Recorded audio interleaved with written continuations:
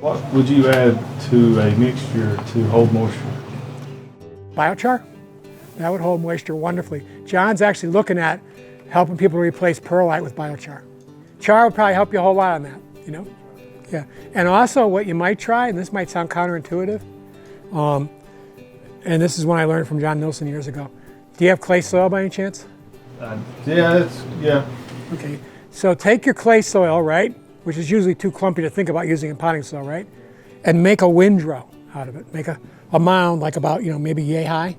Plant rye on it in the fall and let it go through the entire freeze-thaw cycle, because it's high up, it's going to freeze and thaw a lot, and that's going to make it finer. And then take that, pull up the rye, and shake the soil off that into your potting mix. So you get really fine stuff coming off that, right? And not a lot, but maybe 10% or something. That clay will hold some water, you know that, And if you inoculate that rye with the mycorrhizae, then you have the mycorrhizae in your potting soil, and then, And maybe all plants do this, but someone had mentioned to me, I mentioned this workshop, and they said that if you get a garlic and grow it in your soil, and your soil is somewhat consistent in the area, it'll actually adapt. I think I referred to that, yeah. On. Yeah, I think it's very true. But you're adapting it, right? You're picking the nice ones, The ones that didn't do, the genetics that didn't work, they got eaten, You didn't plant those, Yeah, not at our house. It's a battle with my wife. I like. You want those big ones to cook with, right? Yeah, that's a constant battle. You should just say 50-50 and grow more. That's the solution, right? Grow more. You get 50%, you get 50%. They're both values, Sounds good, Stuart. I like the big stuff too. I have the same. The other trick is to grow so much big stuff that you don't have to worry about it, Well, Judy's an advocate of you can't really have too much garlic. Yeah, I'm an advocate of that too. Yeah. I've never had a problem giving it away, I'll tell you that. It's a welcome gift. I mean, I could go, my family is not nearly as into this stuff as I am. And lots of times I come with like tinctures and stuff I made for them, and they're like, their eyes are rolling in their heads. They're not actually rolling in front of me because they love me. But I bring them garlic, they're like, thanks, Pat, Garlic is a welcome gift, So you grow too much, it won't be a problem, Do you have somewhere to get alfalfa meal that's closer to Asheville? Alfalfa what? Meal. Not organic. You can easily get it from the feed and seeds, but if you want organic, it's harder, It's worth, if enough people pay attention to when Seven Spring Farms Supply is sending out their postcards, you all on that mailing list? Okay, so go online to Seven Springs Farm Supply, tell them to put you on your mailing list. Twice a year or so, they send out a postcard saying we're putting together bulk orders. And then, because you can't, if you want to order like a baguette from them, it's a reasonable price, but then you pay just as much to ship it, But that way, you could get it shipped. Is the co-op in Hendersonville close for you? So they've ever had deliveries there. You just have to make sure enough people order that it's worth their stopping there, And indeed, if enough people ordered and this was close, we could take a delivery here. We have the capability to forklift it. We have the space, It's good stuff. Alfalfa meal is really all I like to use now for nitrogen. Like, we have bags of chicken down there that's been there forever, Jeff Popping really got to me with that. He was like, he got it viscerally because he had to move a farm because a large-scale industrial chicken operation was put in uphill from him. And if you're an organic farm, those two don't mix, And he just said, yeah, these organic farmers got to stop using that toxic waste product. And it was like, ooh, that hurt, but there was truth to it, When we bought organic, which is a little better, but still, it's just like, and it's still industrial scale. They're doing better, but there's this like, how healthy are those birds if they're putting that many together? It's not, not something that I could feel good about when someone points it out to me. And that's how we learn, right? Once you see that video, that shows all the pig farms and the chicken farms and how those things live and are raised. Not good. Yeah, and the organic has to be better. They require it to be better, even though lobbies tried to change that, but they still do have welfare in there to some degree.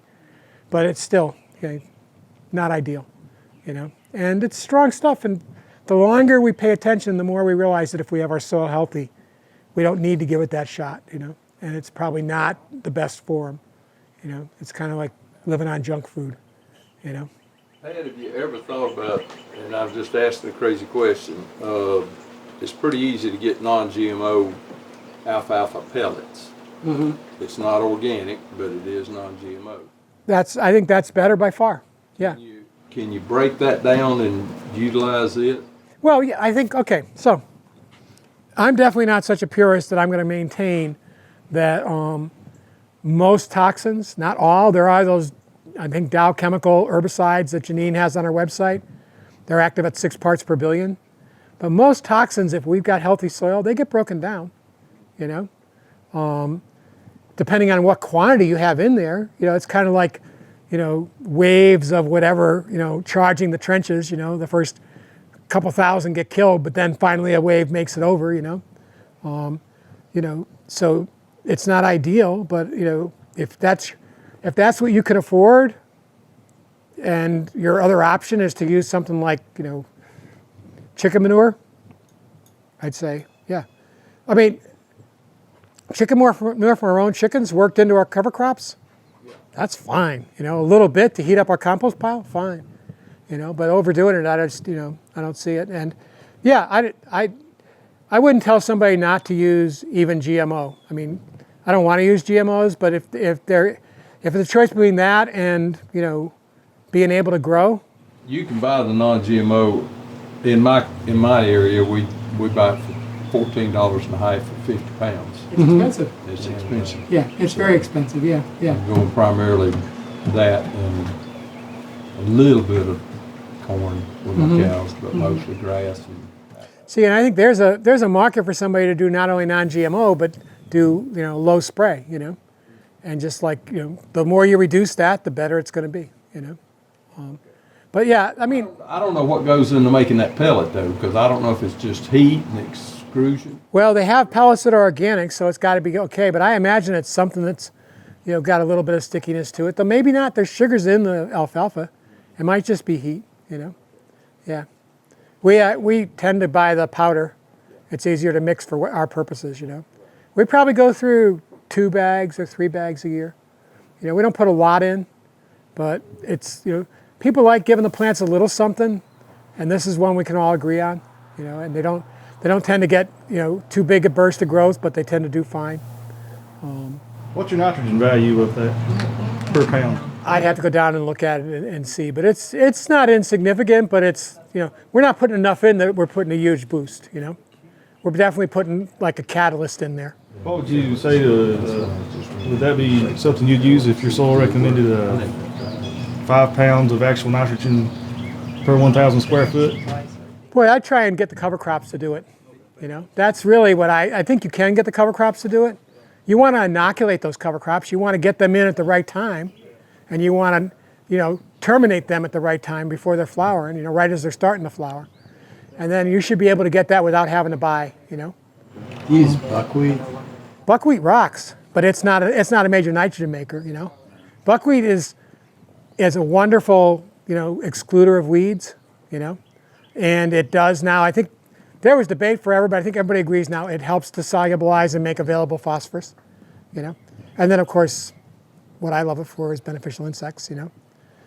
And you can actually come in and mow it after it's flowered, and it'll reflower again. You can have the same buckwheat going the whole season, you know. You plant it every 10 days. Yeah, yeah, right, you can do it. Yeah, and I mean, really what's wonderful too is like, it's the middle of September, you can plant buckwheat. It's gonna flower before frost, you know. It'll be that tall. But and I will do that. When I'm sowing my fall cover crops, I'll throw some buckwheat in it, just to give a little bit more food to the beneficials. I know I'm not gonna get any value as far as, you know, biomass, but I'm getting a little bit more food, you know. Anyway, it looks like we're doing the class outside, so maybe we should go inside. What was the name of that company that ships to the Oh, Seven Springs Farm Supply. They're a good source of all kinds of stuff, you know.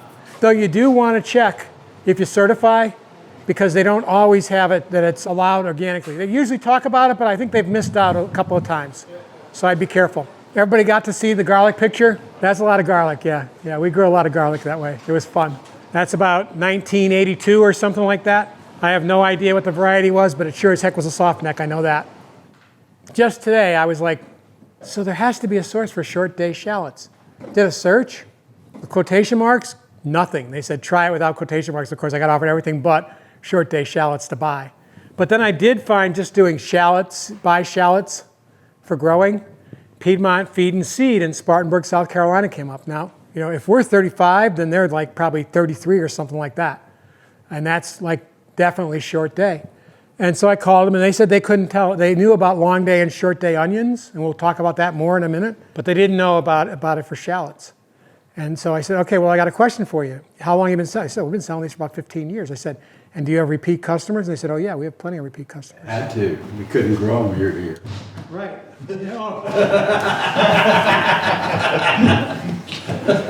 But wait, wouldn't you give up if you had to keep buying?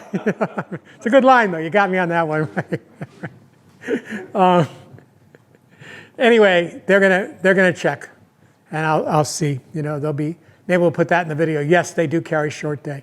I suspect they don't. I suspect people are just making them work by putting them in good and early, and accepting what they get. I think that's going to be a little project for us. But maybe you've got good ones, and maybe you've got some special genetics, and we want to make sure that everybody has those, because I've certainly had the same experience you've had. I know how to grow a lot of things, and I haven't been as successful with those as I want to be. Okay, and then Southern Exposure, like I said, they're not yet selling the copper, but the copper did very well for us. And it's possible one of those other ones would have done well if it wasn't so darn wet. This was not a good year for alliums. Ramps are native, of course, right? They're a perennial, but we only see them in the springtime. I'm not telling anybody anything they don't know, right? We all know that. What should be in that slide is that they're being pretty seriously over-harvested. And so we want to learn how to grow them. I love ramps, but I can't in conscience buy ramps from the folks that collect them. I would if they charged $5 a bunch, because they wouldn't have to collect nearly as many. They probably would still though, I guess. But I'd like them to collect fewer and charge more, because it takes a bunch of work. And unfortunately, I've been out with ramp collectors, and they're not very considerate, the ones I was with anyways, of everything else that's out there. I'd say, watch out, there's a showy orchis. They say, oh, it's all just junk to us, and they're grabbing the ramps and trashing the showy orchis. And so there's a lot of disruption that can happen with ramp collecting. So if we can move it to that those folks, instead of going out in the woods and getting them, learn to grow them, that'd be a good thing. And my friend Jackie Greenfield did a bunch of research with Jadine Davis back in the 90s, the late 90s, about that. And we learned a bunch of things, okay? The critical one for getting them to grow is they have a double dormancy. So I just bought seed from Fedco. We'll see how it works, because it needs to be pretty fresh too. Oh, and by the way, you saw the picture of what the flower looks like. That's what the seed looks like. And that seed, by the way, is likely to be lousy, not good. It needs to be pretty fresh. And I had lost track of that seed. But you want to collect it right away. So the ramps are out. You'll see them, if you look close, you'll see the beginning of them in even early March, right? And they were critical to people in those days. They were a critical food supply. It was the first vitamin A kind of food that they were finding after a winter of nothing much. And so they were pretty treasured. And you'll see them, they'll come on strong. You can eat them all the way into April, right? But then eventually it's going to get hot and they're going to go away, and you can't find them right now. They're gone. Sometime in late July to mid-August, that flower I passed around pops up. And it's just a stalk, and it's just a flower. It's kind of lacy, so you have to look close to see it. Sometime towards the end of the month, you come back and you get seeds that look like those seeds there sitting in that flower. If you take those and stick them in the ground, you have a much better chance. If you have a patch already, or if you don't have a patch, go collect them someplace. Sustainably collect them, don't take them all. Maybe plant some. If you find like a patch of ramps that are in seed, and you plant like 75% of them, they're going to have a better chance of making it. And you're taking the 25% will probably be a wash. There'll probably be no loss as far as reproduction. There'll probably be better reproduction, actually, because a lot of them get eaten by rodents and stuff. They also get moved by rodents, I'm pretty convinced, as I said. But you plant them, and if you're lucky and it stays warm long enough, I think it needs about 72 degrees, it'll break dormancy that first year. And then the next spring, after plenty of cold, it'll then send up its shoot. But it has to first have 72 degrees for the radical to go down. Then it needs to vernalize with serious winter weather for the top to come up. So we'll see. Fedco says 18 months for them to germinate. I just put them in our germination chamber for about 3 months. Now they're in the fridge. And I thought, oh, I'll take them out after about 4 months or something, but then they'd be out of sync. They wouldn't know what to do because it'd be the wrong light. So I'll take them out next February and put them in the greenhouse. And with luck, they'll germinate. We'll find out. And that'll be only a year rather than 18 months. Because usually they don't get enough of that heat the first year. They need the next year, of the entire summer to get that 72 degrees. They don't make their way into the soil that fast. They drop to the ground, then they have to get covered by leaf and stuff to start germinating if they don't get eaten. And I've actually grown them in the not the full sun, but not in the woods. And in fact, Jackie Greenfield was bringing some to test with me, and she was a little nonplussed because she expected me to grow them in the woods. I'm like, no, I don't want to grow them in the woods because we're trashing the woods growing them. Where I grew them was on the edge where it got shaded from the afternoon sun. And they did great. They do fine with the morning sun. They don't need to have that dappled light as long as they're not getting blasted by the afternoon sun. And I've had pretty good take, I think. But since I don't count each one, maybe I'm wrong. Maybe they're just the ones I plant aren't coming up, and other ones that drop themselves in are coming up. What's their range? This is kind of low for them, but you can make them work here.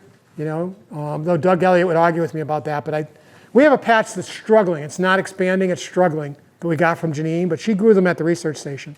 But I'm about to move those to our North River farm next to the creek. So it's got that coolness from the creek and the dappled light right there, and I expect them to do pretty well there. I have them in silo, which is about 22, I think, 2,200 feet, and that's not their height either, really. I mean, they like it even higher. But they've never wiped out there, and they've fluctuated enough that I feel like I could eat from them every year. But we take them real seriously. I mean, we don't, we cut, we leave the root and a little bit of base at every one. And for us, a big harvest is 8 or 9 ramps. It's a crop we cherish, and I'm slowly expanding it.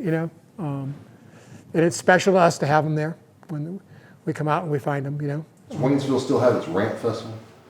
Yeah, I think so. Yeah. Yes, they just had it at the end of April. Yeah. There's a few of them around there. Yeah. Have you tried transplanting ramps? One thing to do is if you're going to buy those bunching ramps, like the $2 a bunch or whatever that insane price is, don't throw away any of the roots. Leave a little bit on the base and plant it, and they'll grow. Well, I started a patch near my garden in the sort of a semi-shady area, and I was able to transplant quite a few. And they're doing well. Well, yeah, you're at 3,000 feet. They should be rocking. I mean, it's us people down here. It's the lowlanders that that it's a little bit harder. But yeah, I mean, I just don't buy them. But I've had people give me ramps that were starting to wilt down, that they just are going to go buy a fresh batch, and I said, well, they're going to throw them out. I said, I'll take them. I plant them, and they always grow. You want to be careful though, because they, you can bring fusarium in. Fusarium is kind of endemic. It's everywhere around here, but there could be a load of it there, and it could kind of roil through your other ramps. So you might want to actually grow them in pots away from your other plants, long enough to see that you don't have a bad load of fusarium on them. That could be why somebody's giving them away, because actually they were never in very good shape, and what looked like was wilting was actually just that they were pretty damaged, So you'd want to be careful not to introduce that. But I didn't think about that when I did it, and it wasn't a problem, and they grew. They were ahead of the game. If you're growing them from seed, you're looking at 5 years or so before you can harvest. You transplant them a year or two, and they're going to be ready to harvest. And then the other thing, of course, is they're a spring ephemeral, and they're a cooking ephemeral too. All the talk about how overwhelming they are, that's raw. If you're not careful with those guys, they are gone. You have to put them in at the very end, or use a heck of a lot of them, or the flavor's just gone, And why use a heck of a lot when instead you just put them in right towards the end? Chop them up fine, and I turn the heat off anymore on most things and toss them in, let them cook in that finishing heat, and then I get the flavor. If I do anything else, if I try and put them in first, there's nothing there. I'm not tasting a darn thing. I guess I'm getting nutrients, but I'm not getting any ramp flavor, which I love, It's a pretty special flavor to me. Fedco Seed now does sell the seed. I thought it was pretty reasonable because I was pricing it according to, they said how many seeds you get per gram, but it turns out the ramp seed is bigger. So it's a little pricey, but I don't know, I think I spent $12 and I should get 100 and, I don't think I filled 128, but I think I got like maybe 112 cells. $1 a plant, that'd be fine by me if I got it to work, you know. And that might be, I might be wrong, it might be half that, but they weren't super cheap.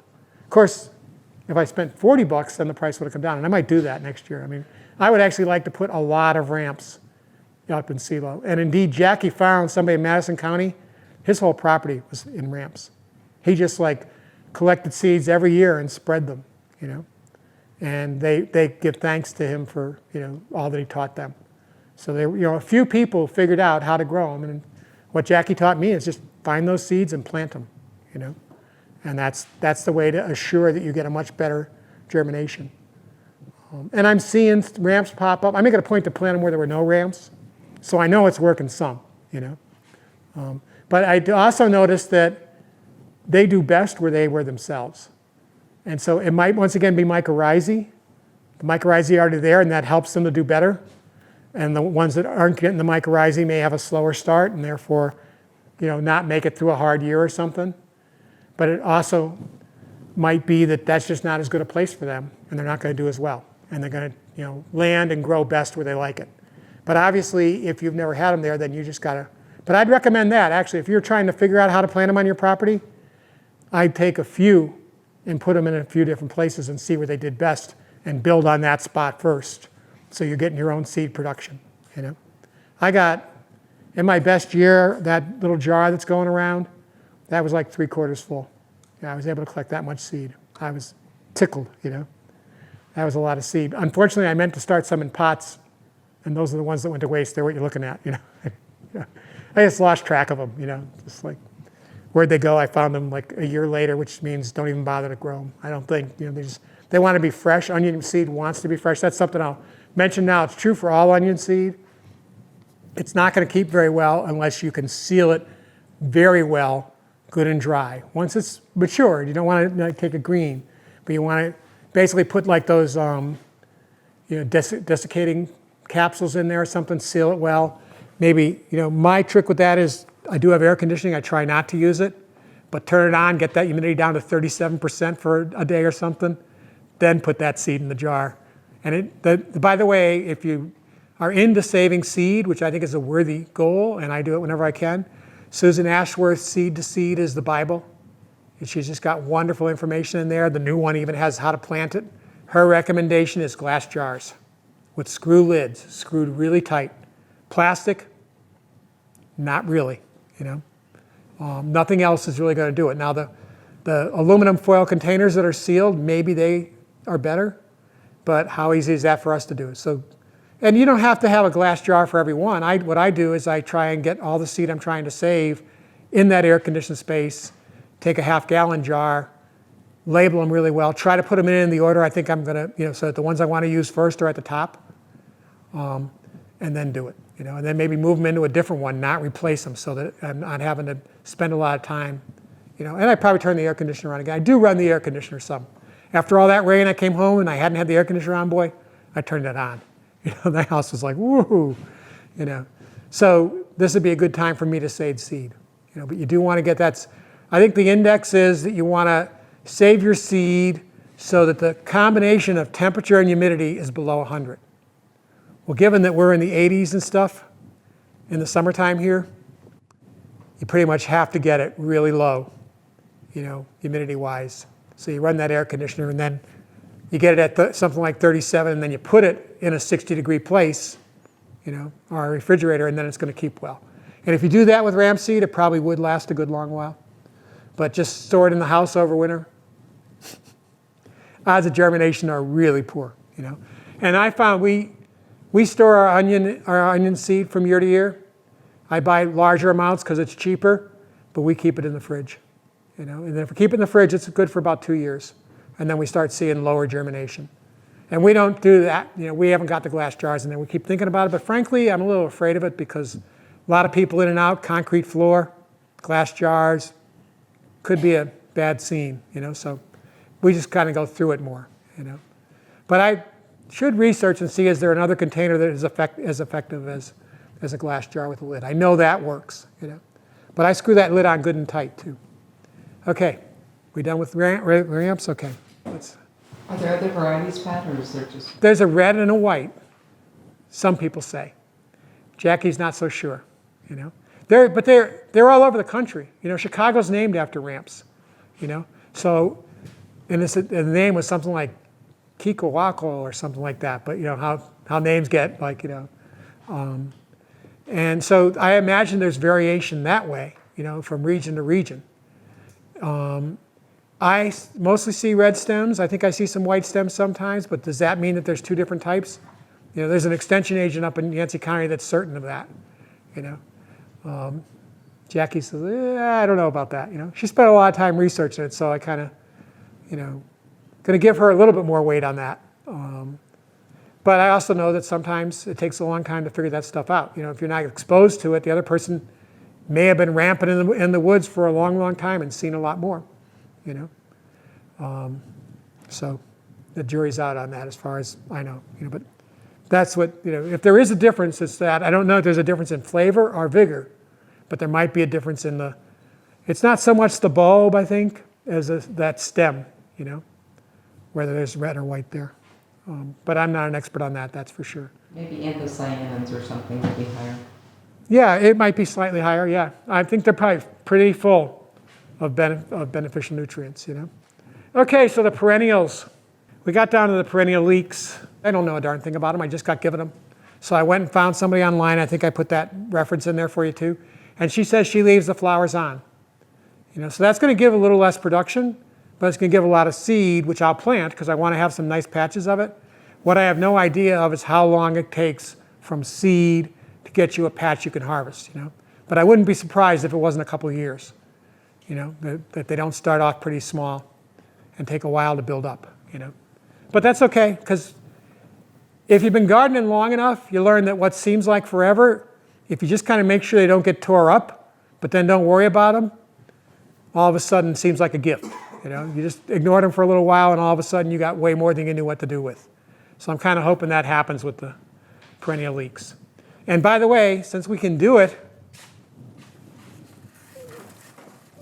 we can show why elephant garlic is called elephant garlic, right?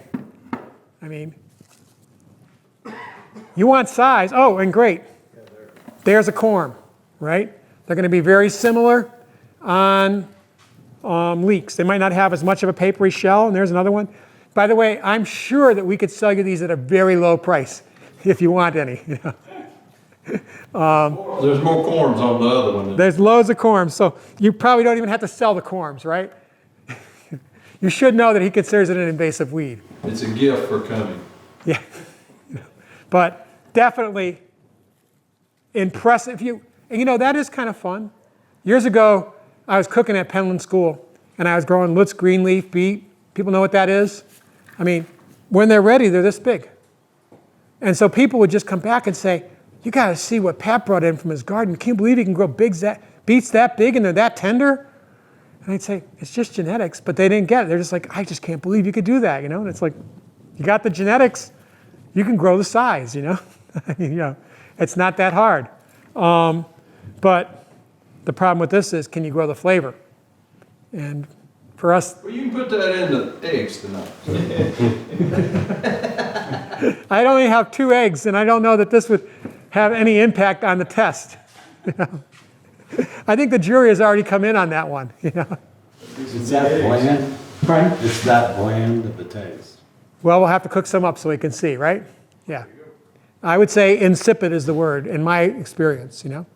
I guess we should try it raw. That's got the best chance of there being a flavor, right? It's like raw or fermented maybe. Yeah. I mean, I know they got nutrients. You can sure grow them. So let's continue down now. We got potato onions, right? You don't mind if I share like one or two with folks here, anybody that wants them, right? You want to get a start, you know, we can give you 1 or 2 of these. I love potato onions, right? I already talked about how you want to be sure to preserve them. And indeed, you were saying that the ones that you ordered didn't perform like these, right? Ordered some from Southern Seed Exchange, and they didn't do too well for me. They were more of a wider ones. Now, I still have some growing that, I'm going to say this up front too.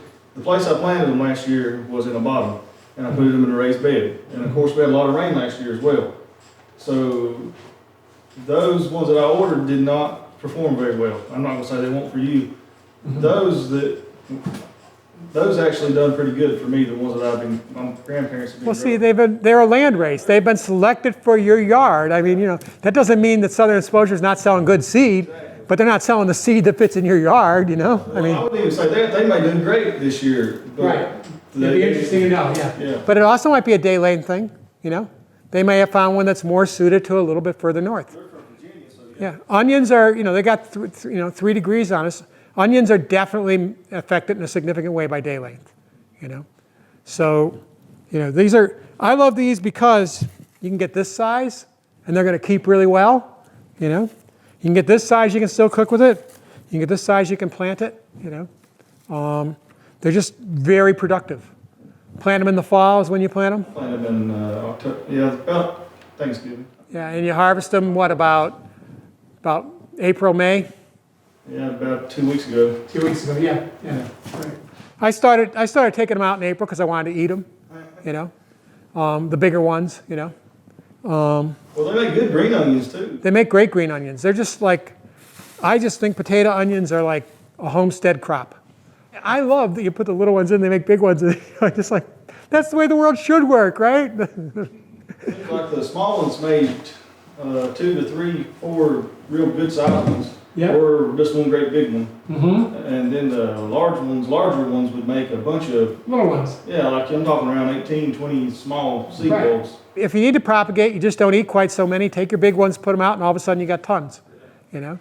I think they're pretty foolproof. You could lose them if you weren't paying attention to thrips or something. And so if you got some good genetics like this, you probably want to pay attention and take care of them. Don't take them. I lost them. Took them for granted. Let them get covered up in weeds. Didn't get out there and free them, and somebody took a flail mower to them, and by the time I thought of them, they were buried in rye. They didn't come back. So, but I mean, you have to be that careless, I'd say, right?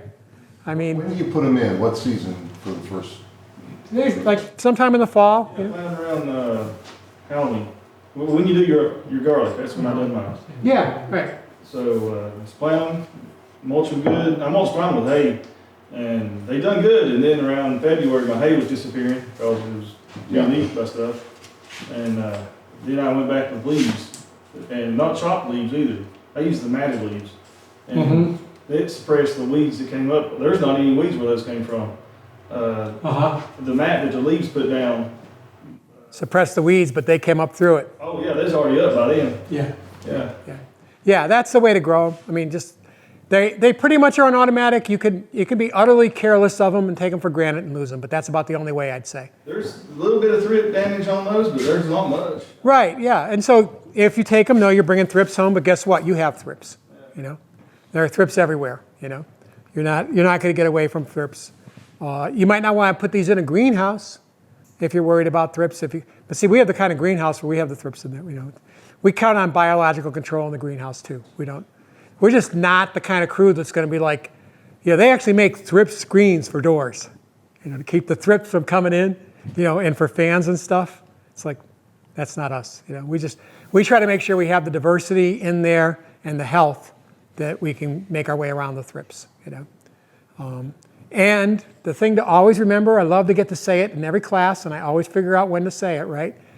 What we know now is plants that get eaten on by insects respond by making antioxidants.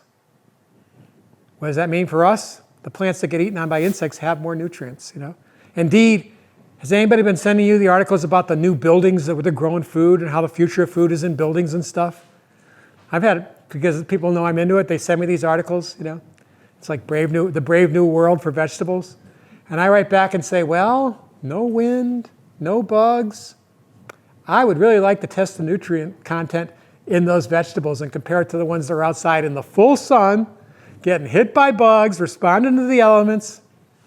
I'm going to bet a lot of money that there's way more nutrients where you grow the stuff outdoors in life, than in those buildings. I don't want to live in a world where my food's being grown in a building, That's not a world I want to live in.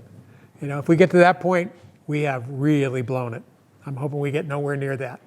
Meanwhile, let people get excited about it, It's like, It makes for good articles anyways, you know. It definitely plays into the science fiction mode. Okay, so any questions about potato onions? I think they're pretty straightforward. And they're probably one of the best for sustainability, I'd say, wouldn't you? I didn't, again, going back to your photo of the other onions, they grow on top of the ground. They're not gonna be something that grows under the dirt. So when you plant those, I planted those in about an inch above the top of the onion set.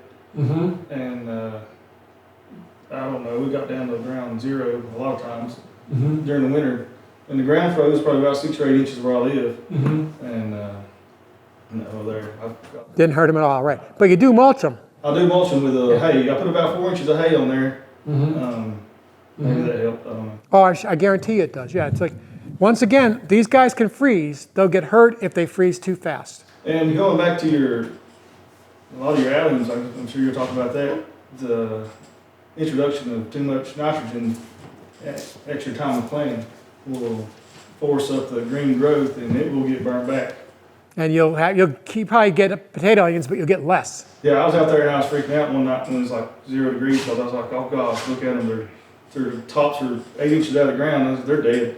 I went over and moved a little sprig and it popped off. I mean, it's froze. Yeah. So I guess go back to the house. Nothing I can do here. Did all the tops die? No, it just bit them back some, and the rest, you know. Right. They're pretty hardy, and it's once again about how fast they freeze, but you don't want to overdo the nitrogen on these. I wouldn't give a lot of nitrogen to any plant I'm overwintering. And indeed, if you're eating a plant in the winter, you do not want to give nitrogen, period, because it can't be used on the cloudy days, and it's going to be taken into the body as nitrites, which can become nitrosamines, which aren't good for you. And indeed, you know, if you're feeding it to kids, it could be very bad for them. It could, you know, take up room in their bloodstream with nitrogen where there should be oxygen. You know, so you definitely don't want to be. There's just no reason to give nitrogen to plants that time of year. You know, just get the system so that you have decent fertility as you go into it, and then let them make it on what they got. It's going to be a lot safer. You know, and then try to harvest at the end of a sunny day. It's less of a deal. Of course, you're not even picking those in the wintertime, right?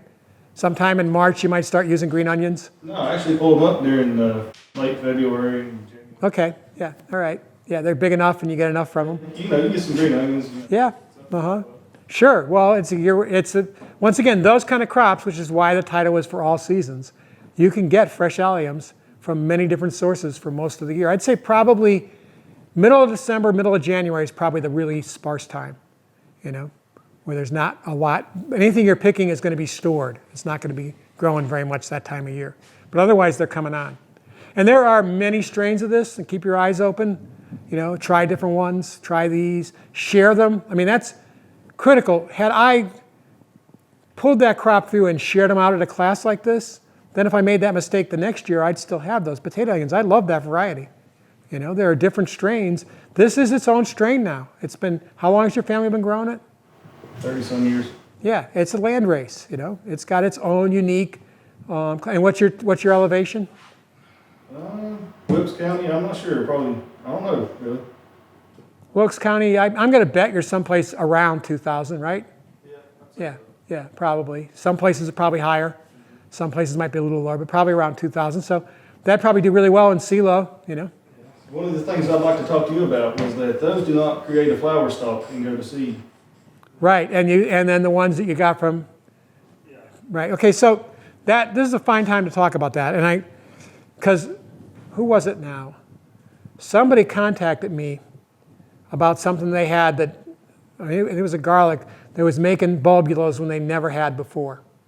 And Ron England in Growing Great Garlic talks about the fact that the silver skins, or maybe it's the artichokes, don't make bulbulos unless they've been stressed by really hard cold.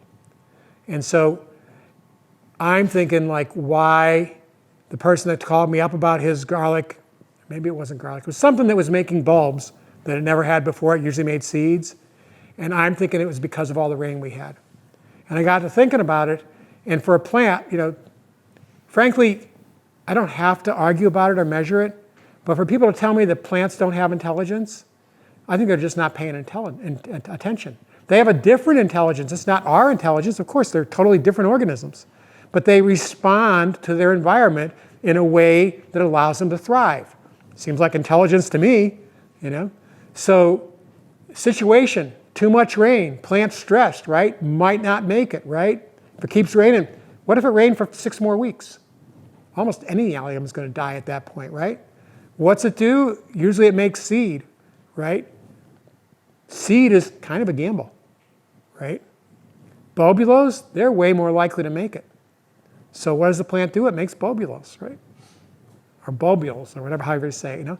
That's a better bet. And so I think the plants pick their times when they do it. I think when you'll see those guys making seed will be either a year when you have them so dense because they've just been doing better and better that it's like, well, we can't grow anymore. And so then they throw seed stalks, or a bitter cold winter or some other high stress thing. They probably will make seed, and you probably want that to happen because that gives you new genetics, you know, and nothing, you know, is going to remain completely vital if the genetics don't renew sometimes. Cloning only, not the best plan for, you know, long-term survival. The world is changing. Those changing a little bit and you getting to choose what works is a good thing. So if they do make seed, I'd recommend propagating it. You know, keep propagating these and then compare, but you may see that there's some that are just doing a little better. There's a few in there I brought that have the bulbils on top of them. Uh-huh. There's also some clusters in there that held while I dug them, if you want to pass those around. Yeah, well, we will. Yeah, why don't you just, well, wait till a break, because it's kind of a big box and it'll be kind of a pain, but just come on up and take a little propagation amount, anybody that wants to, you know, and then stay in touch. Let us know how they do in your environment, you know. But see, those bulbils, or however you say it, right, they are clones still, you know. There hasn't been sex, so there isn't a genetic change. They're great. This is a great onion, you know. It's very suited to certain places, but we have a changing climate. So having, you know, some variation and slowly evolving with it would be a good thing. I'm not going to look those in the I'm not going to, you know, look a gift shallot in the mouth, that's for sure, you know. I'm going to put it in my mouth, you know, our gift potato onion. Okay, so that's potato onions, walking onions. So this one here, this was just like, whoa.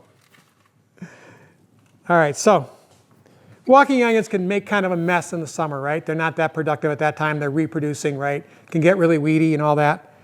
Yana Fishman, who's a passionate grower and pays a lot of attention and is always interacting with her neighbors, right? Always sharing plants, doing things for them.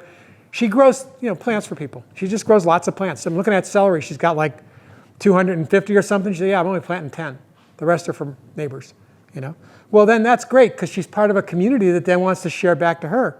And there's somebody who grows rows and rows and rows of walking onions. But it's where he grows his vegetables in the summer. So he can't let them be in there. So he comes through it and he harvests them all. Now, Yana, of course, also lets a neighbor come and pick all the flowers off them, and she pickles them. Yeah, so yeah, this is just like ongoing community, right? But he came in and he said what he does is he harvests them, he cuts off the tops, throws them in a place where they'll dry, and plants them in the fall. And lo and behold, this onion that you don't think of as making a bulb, look what it made, right? And there's also corms on there. Now, I don't have as many to share, but I can share it with a few people on that. I want to grow some of these myself too. I took it a step further. I can't wait to tell her about this. I cut off the flowers, right? And it's a stalk and it's got a flower on it. I said, I wonder if I stick it in the ground, if it'll reproduce on the top. And guess what? This was cut off the bulb and stuck in a pot of soil. And I did that probably the end of the first week of May. And I came back after being away, and lo and behold, probably not as many tops as I would have gotten if I had not cut it off, but that's a lot of reproduction, right? I mean, you got the bottom and you got 2 or 3, it looks like, no, well, an average of 2.75 you know, per stalk, you know. So to me, that's way exciting because those fell off of somewhere too. So maybe it's 3.2. Anyway, you know, if we can do that, then I think it's time to think about, well, what does cover crop mean? Maybe you inoculate these guys with mycorrhizae. You put them out there, and you put something out there that's like going to winter kill, kind of thin, so that they get nursed by it when they're young, but when they're about to start getting competition from it, it goes down. Winter kill, that's easier said than done, you know. But ones for sure that would winter kill, maybe something like peas, you know, that, well, yeah. Actually, is there anyone I can guarantee will winter kill? I actually can't. I mean, I've had things like spring barley winter kill for years and years and then not winter kill. But if you went thin enough, it wouldn't really matter because they get damaged anyways. Like winter barley didn't winter kill for me, but it did get knocked way back and be totally brown to the ground. It just got so strong before the cold came that it came back from being brown down. But if your onions are out there too, they would have taken over by then. You know, that they wouldn't get knocked back like that, so they'd be going strong. You know, because I think you still want to have your soil covered with not just onions, but something else too. But, you know, and Berseem clover, I want to try that this year. It supposedly definitely winter kills. And right about now would be when you put it in. But you might put that in and then grow something like buckwheat in the strips where you're going to plant the onions. So that it dies out there with frost, then you plant these. And then the clover dies before, you know, it nurses it once again, covers your soil, but then before, you know, these guys are needing more room, the clover's dead. We want lots of different cover crops. We want diversity. Why shouldn't an onion be a cover crop? It definitely supports mycorrhizae. And why shouldn't we eat our cover crops? As long as we don't, you know, you got enough of these growing, you're never going to eat them all, you know. If anybody wants some, I give away about 25, 30 pounds a year. Of walking onions? Uh-huh. Well, there you go, you know. Yeah. Yeah, right. So, you know, but have you thought about pulling them out, let them dry, and make that space and use it for something else, you know? That's pretty exciting, you know. I mean, Yana doesn't have a very big garden.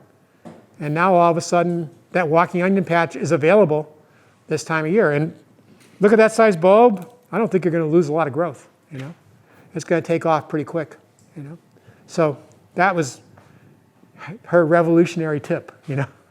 Couldn't fit the word revolutionary in because I'm not that good with making it work, so I call it a rev tip. But it's a pretty rev tip. I was pretty excited by it. I think we've covered elephant garlic pretty thoroughly. Does anybody want to join in on dissing it? Have we had everybody that wants to say something bad? Anybody got anything good to say about it? I mean, I'll say that it sure gets big. Rounds, you get rounds out of your corns the third or first, maybe even the first year. The first year, there's a little one in there that Yeah. just came up from leftovers last year. The rounds is an undivided bulb yet. Yeah, I think that was. Mm-hmm. But they still don't taste like anything, right? Like elephant garlic. I mean, I just put a bowl full of them on my counter one year. You know, I just decided to dig them. And I just stopped cooking them after a while because it was like, I'm not tasting anything at all, you know? It's just... No, you mean just the round garlic? Yeah, getting it before it divides. You know, digging it early, you know? But when the stalk's dead, you're not digging it early. I don't know. I've dug them and they haven't divided. Yeah, it's just the plant itself hasn't reached the point in its life where it's ready to divide into lobes. Right, it's not big enough, yeah, exactly. Mine never gets like that because I don't want it. You know, I abuse the heck out of it. I mow it down whenever I'm mowing. It's just like, go away, you know? I don't want you here, you know? And so what I get is like things like this, you know? And they don't taste like anything. Can you starve it to death by mowing it enough or keeping it? I haven't killed it. You know, I mow it 3 or 4 times a year. It doesn't kill it. You know. I'm talking about more There's so often much than that. food. Yeah. No, it's we can definitely say this about it. It is vigorous and productive. You know, there is a positive thing to say about it. You know. And it smells like garlic. And if you like mild garlic, it's mild. Mild, yes, you could say mild. You know, I think you're being fairly kind when you say that. You know? Calories in it? I think it probably has calories. There you go. Yeah, I mean, once again, and I think I said that, right? If I was starving, I'd be eating that and I'd be growing it if it produced like that. I think it would be nice to, I don't know if anybody else here has tried slicing it real thin, raw, and then sort of pickling it with salt, lemon juice. Have you done that? I haven't, but I'm getting some ideas. Okay, well, let's do that. I mean, I know where you can get some to try, you know? Yeah, right. You know? Let's do that, absolutely, let's do it, you know? And then maybe it won't matter because it'll just be that nice crunch and there'll be the nutrients and all the other things in there give it the flavor and you get the sour and the salt. And so that's a good plan. There we go. Maybe that's it. Maybe you need to make elephant garlic pickles, you know? Okay. It sells well by the pound. It sells well by the pound, but I bet you it doesn't sell more than once. There's a lot of people out there. Yeah, right. There's a lot of people out there. Yeah, once each, you know? I mean, you look at that size and boy, I'm going to grow that, you know? And once again, you want bragging rights? That'll give you some bragging rights, you know? Okay, and then perennial leeks. I can't tell you a lot more. We'll go look at them, but I'm excited. From what I read, over a little bit of time, there should be nice big clumps that you can harvest from a lot of the year, you know? And that's exciting. It's nice to be able to have, you know, a fancy dish is to grill leeks and then place them on pasta and stuff, and that's really nice. And so these will be perfect for that, you know? And indeed, I could see that being a market niche for a grower, for somebody who's growing for market, because instead of growing baby leeks, you grow perennial leeks and you bring them in and sell them as baby leeks. Sorry for the dumb question, but with the perennial leeks, what are the windows when it can be harvested? It's going to seed right now. My experience of the alliums going to seed is it's usually 4 to 8 weeks when there's not much happening because they're going to seed. Depends on the variety, but an average is probably 6 weeks. But the rest of the year, they'll probably be there. They'll probably go down sometime in November, you know. Maybe they're harder than, if you use row cover, you could probably pull them through to sometime in December. Like I said, most of the alliums are pretty much not going to be there unless they're in a greenhouse in the depth of winter. You know, sometime, you know, middle of December, depending on our you know, sometimes we have a really warm December. It might take till solstice or something. But you're saying you could go from February through May, pick up again in the fall. Pick up again midsummer probably. Yeah. That's a long time. That's a long time. A lot of alliums are like that. That's why they're crops for a long season. You know, they really rock that way. You know, and a lot of the ones that are here are like that. You know, the bunching onions are similar. You know, that bunch out there. There's already edibles on there. They've been flowering now for probably about 6 weeks, and you know they've made their seed, and now it's going to be just more and more shoots to pick off and eat. You know, and you know that little pot will be full of onions. Now I intend to multiply it and put it up in the yard. But you know, if I didn't want to do that, and that's like, I was looking at all these sites. There are tons of people growing alliums in pots. They lend themselves to pots. If you don't have the land, they're not that deeply rooted, you know.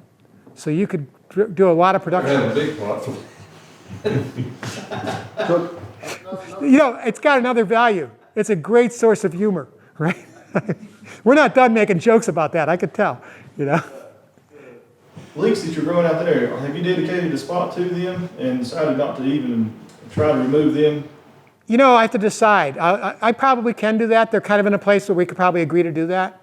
But if people do want me to move them, I'll probably divide them and just put them in a place where I know we will keep them. So you think that's something you can divide, like the evergreen bunch of onions? And Oh, I'm sure. Right now there's only one of each, so I'd have to wait till they start. But after they go to seed, I expect to see more than one shoot come up in each place. will they reproduce from the bulb underground or the stalk underground like the bunch of onions? That's what they do. Yeah. But they're also making seeds, so they can be propagated. I just love that about onions in general. Is they, like right here, you know, there probably are corms here. You got the bulbs, and then you got the bulbulas. You know, I mean, like that's a lot of reproduction. So this is not something that you have to worry about rotating position. Probably not. I mean, Because it sounds like they're coming back in the same places. Yeah. And they like it. Is that something we need to fight or I'm sorry, just go with it? They walk away. Yeah, there you go. I'd say the problem could be, you know, if you didn't deal with the black aphids they got on there or something, you might decide, okay, this is threatening other onions. I'm going to move them to a backyard or something, get them away, you know. But usually these kind of perennial things, you just leave them there. They do fine.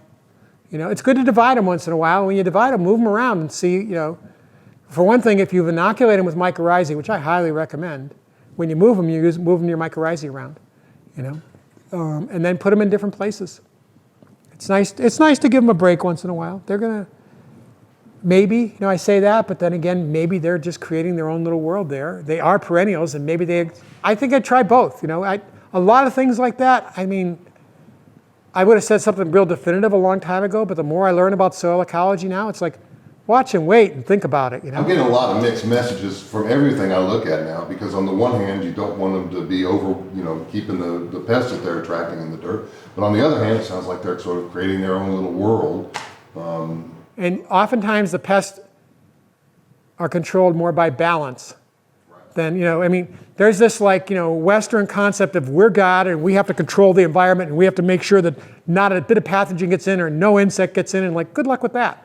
I mean, if you're going to do that, you got to nuke it. And I don't think anybody in this room is into nuking things, So balance oftentimes is the best thing. But then sometimes you do have to consider, like right now, and I'm happy to share with anybody who, if you get them to overwinter, will share plant material back. I have about 250 perennial / kale collards. These are, there's something called tree collard in Oakland that I used to grow. 1 or 2 of them went to seed and they crossed them with a perennial kale. And I'm going to grow them, but I'm not growing them right here because of harlequin bugs. I don't want, we make it a point to have no brassicas in this garden, all the brassicas several houses over in some backyards in the spring, and then come fall, there's no brassicas back there, and all the brassicas are here, and we have way less harlequin bug problems. If I put a perennial brassica in, it's going to break that cycle. There's going to be a place for them to go. So they're going to get grown someplace where nothing else is getting grown. And I'm going to watch them and develop them and see if they're worth developing for like a next to the house kind of crop or something. But not where, I'm growing harlequin bugs. Because harlequin bugs get ahead of you, boy, and you don't have much of a fall crop. So that could happen with something like this, But I'd say you just watch and see. Harlequin bugs, balance does work with those, but it's harder to achieve. I mean, they've got a good, there are things that lay their eggs in them, but they basically come together and protect their eggs. So like some of them are eaten and the rest are chasing away the wasps that lay their eggs in it, And, if you can learn to disrupt that cycle, then balance can kind of get ahead, but it's not easy. And I sure as heck don't want to have like this magnet perennial, because it will be a magnet and there'll be lots on there, So, and that could happen with alliums, I don't know, but I would worry about it, Okay, let's get through this and then we'll talk about timing and stuff. All right, so I think that's everything about that. I can't tell you much more about them. I'm speculating about how everything I said about they're going to make shoots and all that, that's from what I've looked at and read. I've yet to see it myself. The first time I've ever grown them is this year. But I'm hopeful and excited. I like leeks, and having them all the time would be great.